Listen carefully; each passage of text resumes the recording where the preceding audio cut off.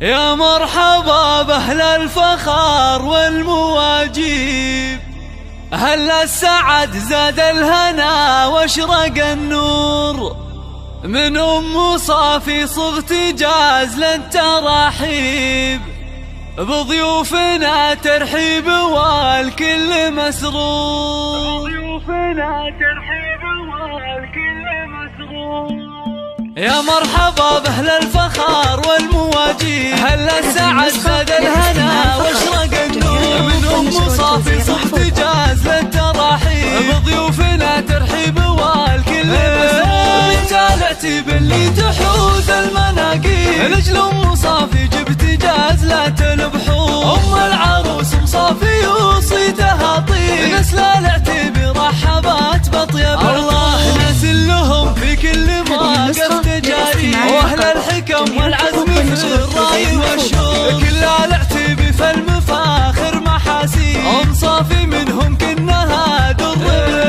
ذات الجمال والذوق وارقى الاساليب، نور اللي فيها الزين والحسن محصور، وفي مدح نوره قلت بالوصف تقريب، اجمل عروسه حولها ننثر وخواتها مثل النجوم اللي ما تغيب، من نسل قوم بالكرام شيء مقصور، وفي وصفهن يحلى لي شعر ويطيب، خوات نوره صيتهن هلو،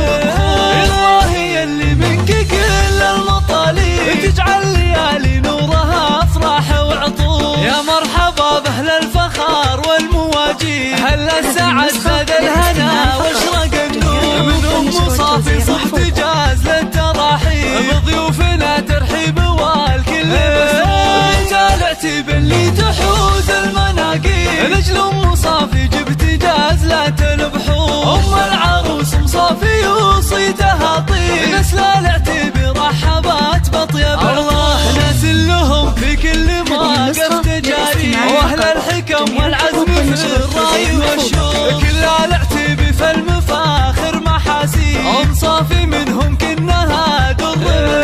ذات الجمال والذوق وارقى الاساليب، نور اللي فيها الزين والحسن محصور، وفي مدح نوره قلت بالوصف تقريب، اجمل عروسه حولها ننثر وخواتها مثل النجوم اللي ما تغيب، من نسل قوم بالكرام شيء مقصور، وفي وصفهن يحلى